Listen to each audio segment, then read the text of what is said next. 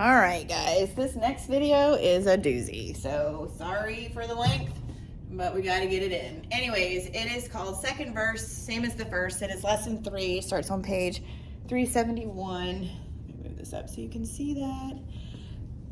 Right here, 371. So the key term is like terms. I know that in lesson 2, you learned what a term is, and you also learned terms like variables, coefficients, and things like that. So those words are going to be used in this lesson as well. It's going to kind of carry forward. You're going to be modeling algebraic expressions with algebra tiles. So algebra tiles isn't like something you're going to be tested on, but it is kind of like a tool for you to understand what it means to combine like terms. Rewrite algebraic expressions using algebra tiles. I don't know if we're going to rewrite them using algebra tiles, but I'll show you what they mean. I'm going to go over the algebra tile lesson part of it with you. We're going to be using the distributive property. So you've already done a little bit with distributive property. We're going to do more with distributive property. In addition, you know distributive property inside and out. And we're going to also rewrite expressions as the product of two factors. That means you're going to undistribute.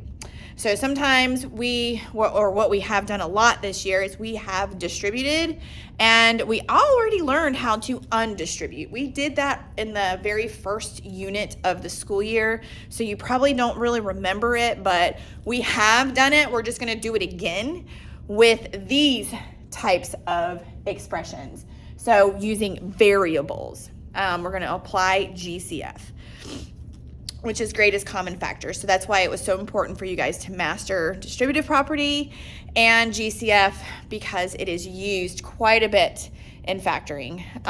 You're going to use a lot in algebra, hence algebra tiles. So this is like the very, very, very, very basic beginning of algebra. So the distributive property is going to be big, and rewriting an expression as the products of two factors is basically undoing the distributive.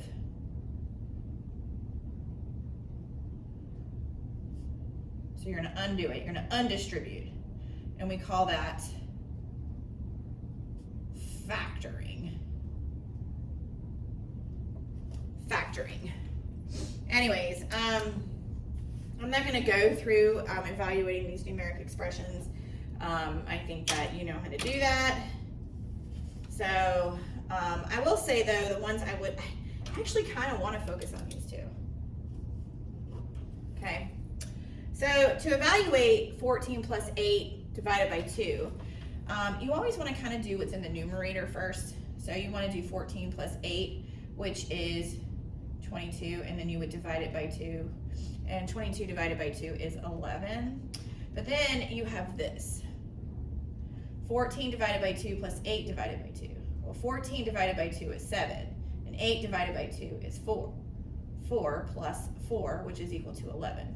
Do you see the similarities here? Let me just zoom in. Do you see the similarities here? Look at that. You got the same answer. Except here, we did 14 divided by 2 and 8 divided by 2. So basically what this is showing us is that when you have a numerator with multiple terms, like this is a term and this is a term, okay? When you have a numerator with multiple terms and all those terms get divided by the denominator. So these are equivalent. So the terms in the numerator can be broken apart, and both pieces can be divided by that denominator.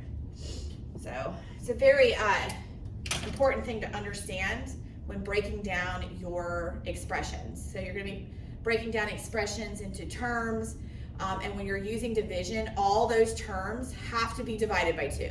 So if you're breaking apart all of these terms, all of those pieces have to be divided by that denominator. All right, so looking at page 373, activity 1, using algebra tiles to model equivalent expressions. Basically, the algebra tiles are used as a visual. These are your algebra tiles. They are visuals to show you the different terms you're going to have in your expression. Sometimes you're going to be given expressions where the terms are kind of like, you got a bunch that can be kind of combined into one bigger term. So they kind of are spread out and, and stuff like that. But then you can combine some to kind of make your expression simplified, basically when you simplify it, you use the least number of terms possible. So you want your expressions to have the least number of terms, because these long, lengthy expressions are just monotonous to solve. And if you can combine some, then it makes it a lot easier to solve, a lot faster to solve. So that's what we're going to be looking at, is looking for what we call like terms. And that means terms that we can combine together. So sometimes we have 2 terms that are the same, we can combine them. 3 terms, we can combine them. And we combine them using the operations that are between them, that are attached to them. So sometimes we can combine them using addition, subtraction, multiplication, division. So we just combine them using the operation that's between them or attached to them. So here we can see we got 3 different types of algebra tiles. We got this big square, which means we have assigned it a variable of x and given an exponent of 2 because it is in the shape of a square, so it's x squared.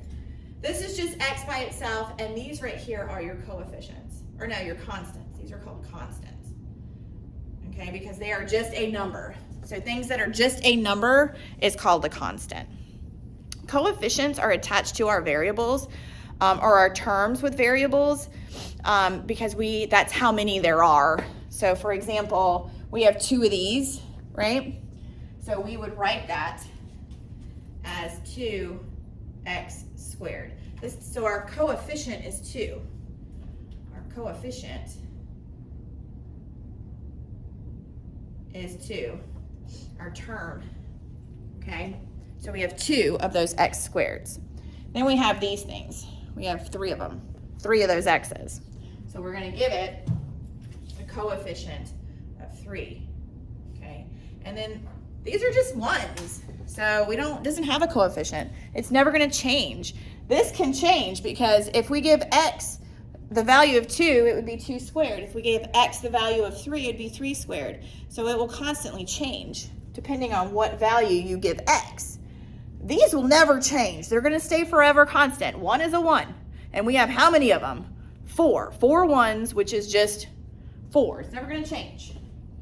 So these are with 4.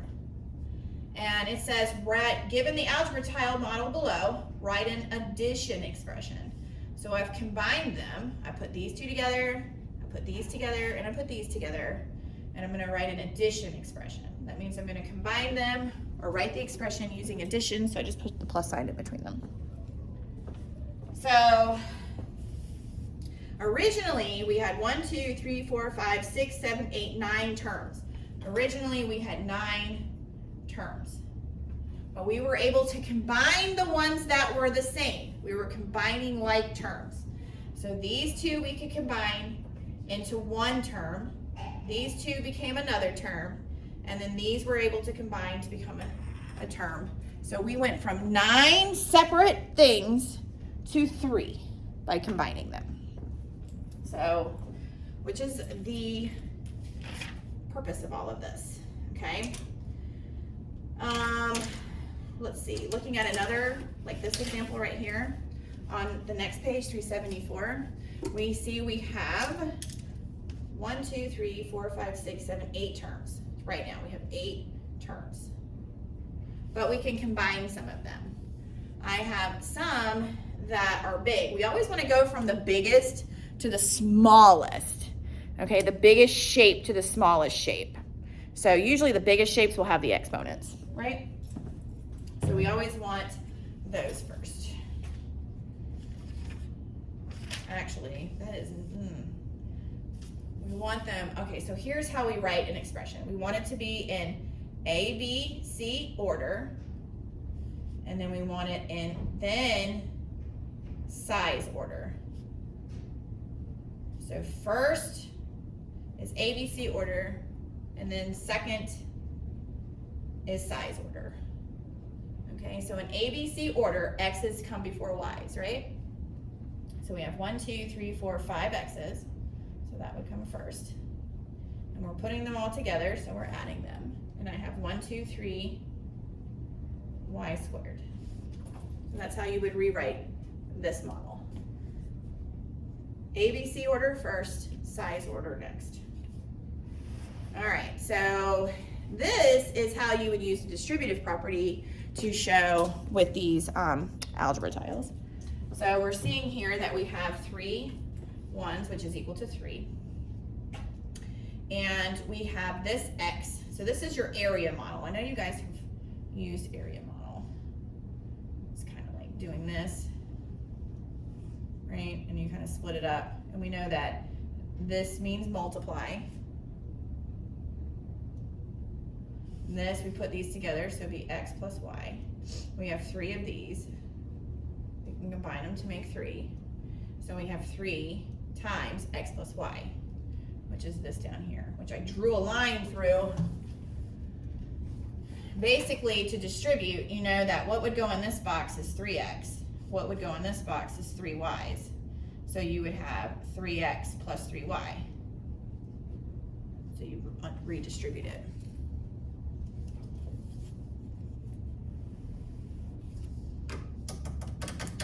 All right, so let's look at a few examples. So we have 4 times 2x plus 1. So if I were to draw your area model, I would have 4 here. I would split this into 2x and a 1, okay?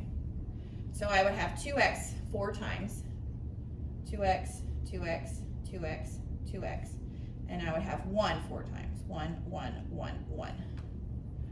So this would be 2x plus 2x plus 2x plus 2x, which is 8x, 1, 2, 3, 4. So that's basically how that would look. Here, you have 2 here, and up top you have an x plus a 3. Put the plus symbol on this one. So you have 2 of these x's, so 2 of the x's, and you have 2 of the 3's. So this would be 2 times x, and then 2 times 3.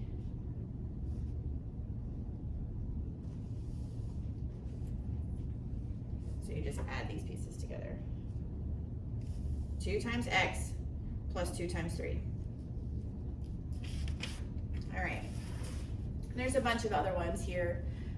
So combining like terms. So here we have an x, and an x. So they all share the same variable. They would all be the same tile. They would all be these tiles. So we can put them together because they're all an x. I have 2 of them here, I have 3 of them here, and then it wants me to take away 4.5 of them. So you just combine them kind of like one at a time. So I want to combine these two, so 2x plus 3x is 5x. And then it tells me to take away 4.5 of them. So if I have 5 of them and I take away 4.5 of them, I only have a half left. Okay? So we group all of our x's together. Here, they want us to do the distributive property. So we know that we're going to distribute it here and distribute it here. So it's going to be 2/3 times 6x, we can put it over 1, plus 2/3 times 12. Okay?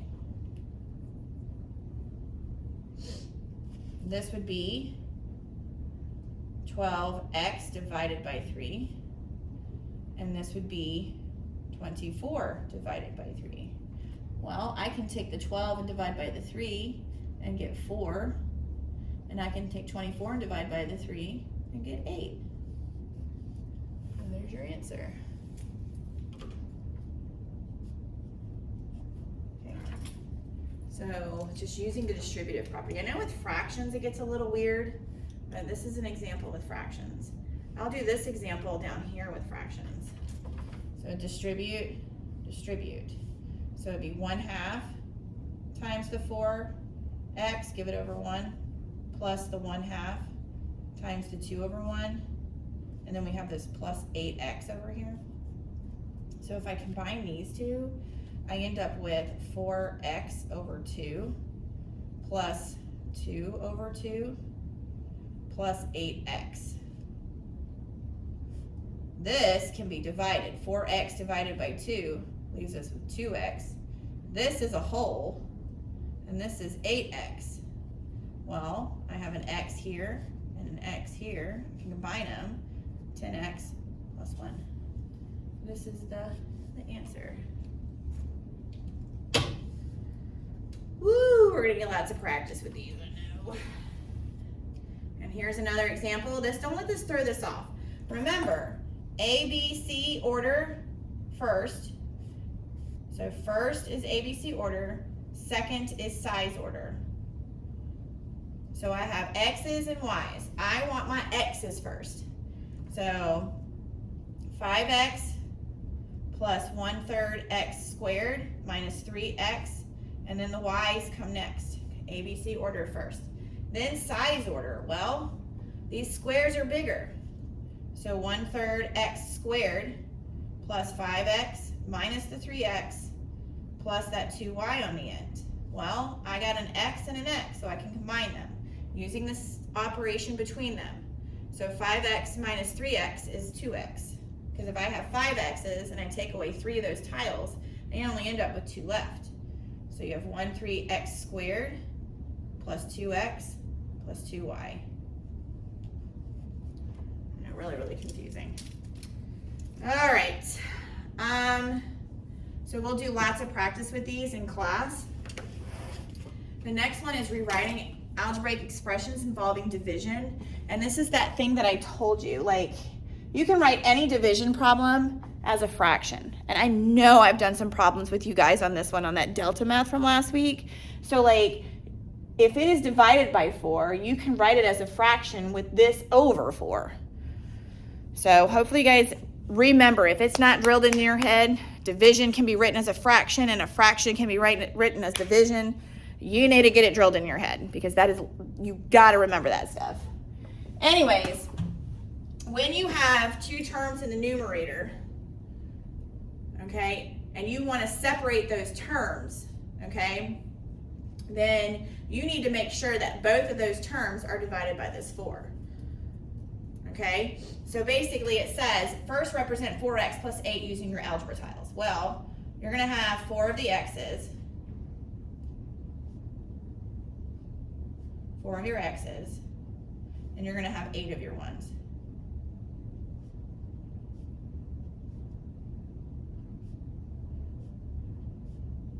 So that's what that looks like. So that would be your 4 x's and your 8 ones. And then you're going to take that and divide them by 4.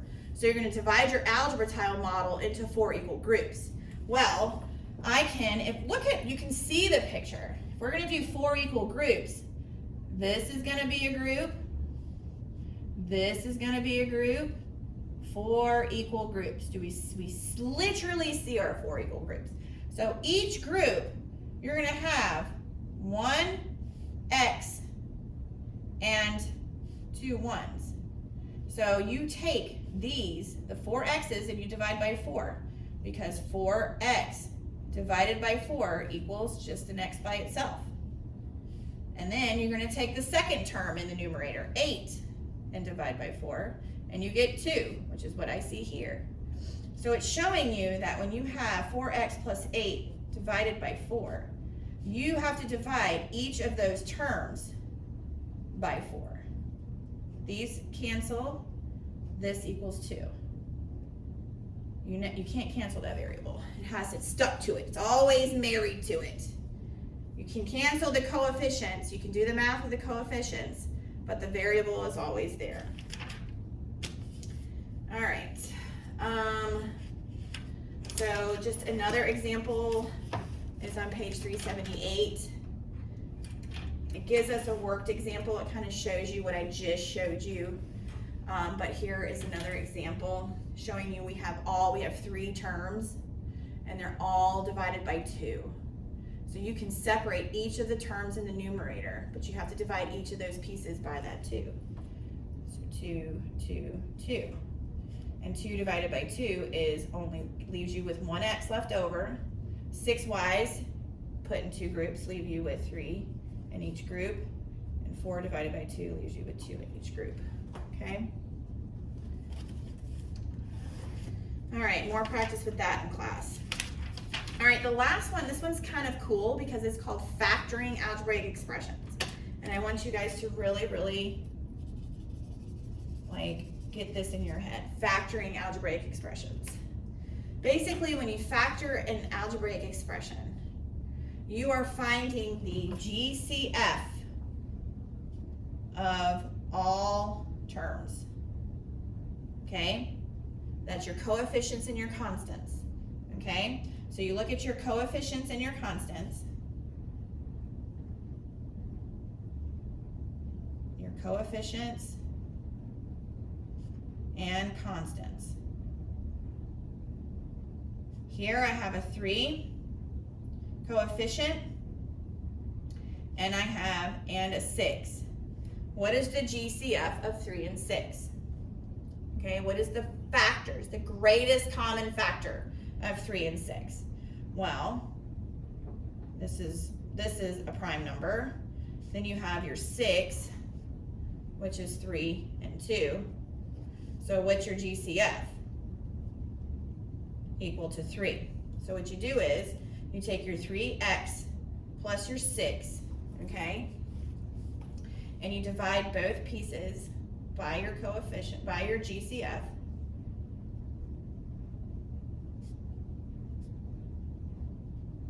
Okay, so you're going to divide by 3.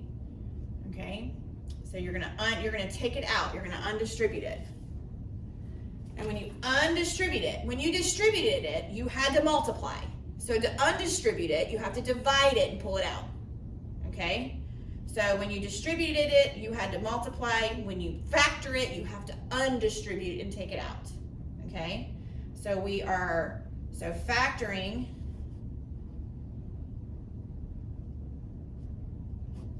undistribute. Divide and take back out. So divide and take back out. Okay?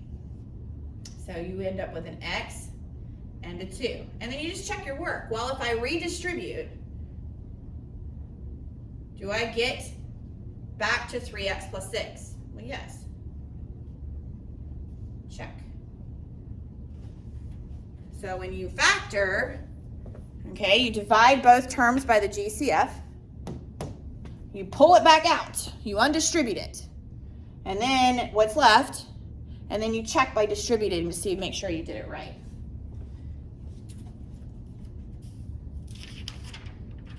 So I have some examples down here. Honestly, you can't, there is no GCF. You can't rewrite this one.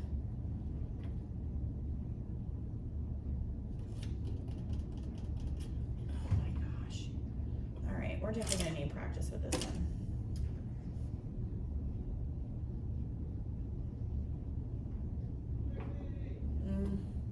I see what it is.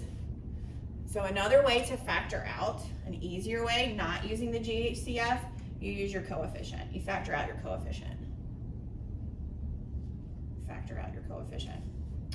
So let's try it with this one. If I have 4x plus 5, I'm going to factor out my coefficient. When you factor it out, you have to divide both. So when I divide this, I end up with an x. When I divide this, I end up with a 5/4. So that's kind of an easier way. Factor out your coefficient. When you divide by both, you end up with 1 here and 3/8 here. So factor out your coefficients. With division, it's kind of interesting because you're going to factor out your coefficient, pull it out, but you got to divide 1/2 by 1/2, which is when you're going to divide a number by itself, it's going to equal 1. And then you're going to take 4 and divide by 1/2, which is really keep, change, flip, which is 8. redistribute half x minus half of 8 is 4. Okay? We'll definitely do more practice with that in class. That was a doozy. All right, last one. Man, this one's getting long. All right, John, Jacob, Luke, and Andrew. John, Jacob, Luke, and Andrew each have a number of songs downloaded on their phones. Jacob says, I have twice as many songs as John. All right, so Jacob. So first we got to say what variables are we going to use for each of these. Let's see. So we can say A, B, C, D. Let's just do that. So Jacob is B. So we get B is equal to twice as many as John, 2 A's. Luke says Luke is C. 4 more songs than Jacob. Jacob is B. So he has B plus 4 more. And then Andrew says, I have 3 times as many as Luke. Well, this is Luke. Luke is B plus 4. He has 3 times that. So that's how you would assign those. This might be one we have to do in class because y'all are coming back from electives and I can't finish this problem. Okay, so I might have to do a second video. Anyways, sorry.